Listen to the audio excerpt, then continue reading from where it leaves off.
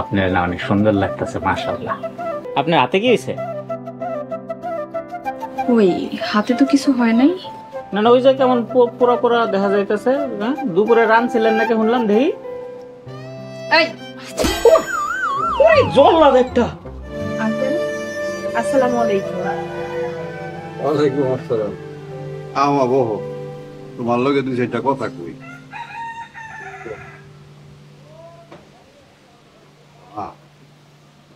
আমাকে বাড়িতে থাকতে তোমার কোনো অসুবিধা হইতেছে না তো? না আঙ্কেল, কোনো সমস্যা হইতেছে না, আল্লাহর রহমতে অনেক ভালো আছি। আঙ্কেল আপনার কি মন খারাপ? না, মন খারাপ না। এই যে দেখো, পোলাটা সারাদিন ভবঘুরের মতন ঘুরে বেড়ায়, এই গ্রামে এই গ্রামে। আমি কত কষ্ট করি, আমার কোনো বিশ্রাম নাই। এই যে হাড়েতে মাল পানি আইন না, দোকানে রেখে হরান হয়ে গেছি, বাড়িতে জিরাইতেছি। এই সময় যদি পোলাটা দোকানে বইতো, তাহলে দোকানে বেচা কিনি হইতো, আমাকে ভালো হইতো না? আঙ্কেল আপনি কি নামাজ পড়েন?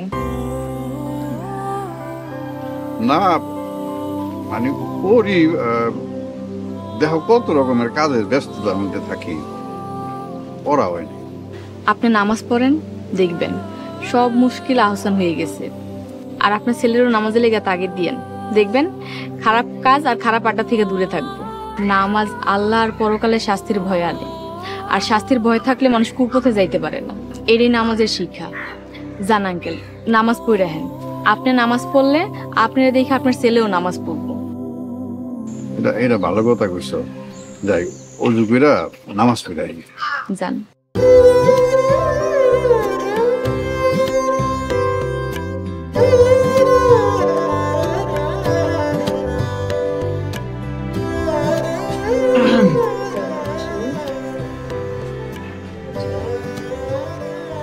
আসসালামু আলাইকুম। ওয়ালাইকুম আসসালাম। পড়াইতেছেন না? পড়ান পড়ান, ভালো করে পড়ান। যে বলদ ছাত্রী আপনার। ভাইয়া খবরদার, বলদ কইবা না। আচ্ছা যা বলদ, তোরে আর বলদ কমো না। ম্যাডাম জান তো, একটু কষ্ট করে আমার জন্য এক গ্লাস পানি নিয়ে আসেন। যদিও এটা আমার কাজ না, তারপর আইনা দিতাছি, এতে আমার আমল খাতায় নেকি যোগ হইব। কি কর, মাইন ছেড়ে পানি খাওয়াইলেও সওয়াব হয়? জি, অনেক সওয়াব। যে কোনো ভালো কাজ করা ইবাদত, আর ইবাদতকারী বান্দাবান্দির জন্য আল্লাহর কাছে নেকির অভাব নাই। আপু দাঁড়াও। ভাইয়া তুমি কোন আক্কেলে আমার টিচারে পানি আনতে কইতেছো? তুমি কিন্তু তারে অপমান করতেছো। রিপা, কোনো সমস্যা নাই। আপু আমার সমস্যা আছে, আপনি আমার টিচার। কি শর্ত ছিল তুই কি ভুলে গেছস? শর্ত ছিল এই বাড়ির কাজকর্মে তার সাহায্য করতে হইব। ঘরের কাজ কাম মানে এই না তোমার সেবা করব। আপু তুমি বসো, আমি পানি নিয়ে আসতেছি।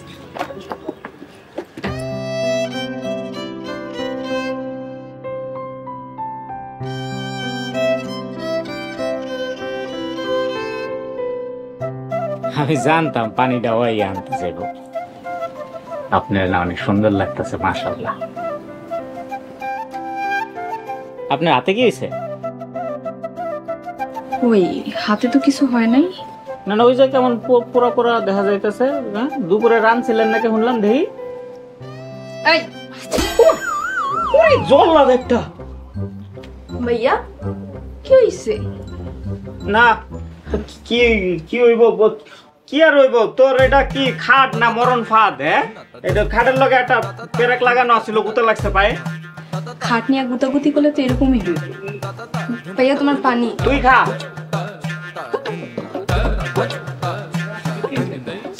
আপু কি হইছে? কিছুই হয় নাই, আসো পড়তে আসো।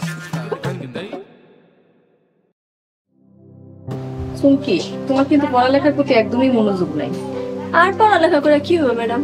2 দিন পর তো এই বাড়িতে সংসারে করতে হবে। মেয়ে মানুষ হয়ে জন্ম নিছো, সংসার তো করতেই হইব। তুমি পড়ালেখা করবা তোমার নিজের জন্য, তোমার সন্তানের জন্য। এইটা খুব সুন্দর কথা কইছেন ম্যাডাম। রাকিবও তাই কয়, তার জন্যই তো পড়াশোনা করতেছি। রাকিব কিন্তু আরেকটা জিনিস পছন্দ করে। খালি রাকিব না, দুনিয়ার যত মুসলমান পুরুষ মানুষ আছে সবাই পছন্দ করে। তুমি কি এই কাজটা করো? সেটা কি ম্যাডাম?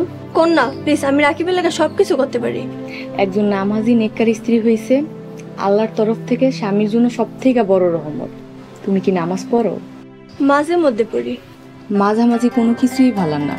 তুমি তোমার স্বামীর ভালোবাসা পাইতে চাইলে নিয়মিত নামাজ পড়বা, দেখবা স্বামীর ভালোবাসাও পাইবা, আল্লাহর রহমতও পাইবা, দুইটাই পাইবা। তাহলে আজকে থেকে প্রতিনিয়ত নামাজ পড়ুন। ইনশাআল্লাহ অহন পড়ো।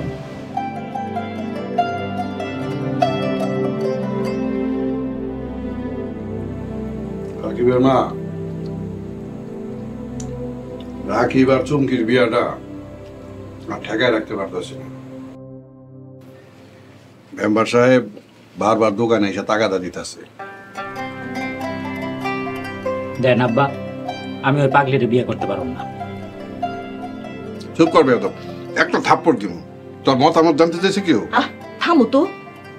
রাকিব, তোর বাপের কাছে যে মেম্বার এতগুলা টাকা পায় তুই ভুলে গেছস? তা এখন কি এই পাগলিরে বিয়ে করে আমার বাপের ঋণ শোধ করতে হইব? শোন, বাবা মায়ের ঋণ সন্তানরা কোনোদিন কোনোভাবেই শোধ করতে পারে না। আমার বাপে খুন করুক আর শাস্তি পাই আমি। শুনছ, তোমার পোলার কথা বলছ, মনটা দিতে একটা।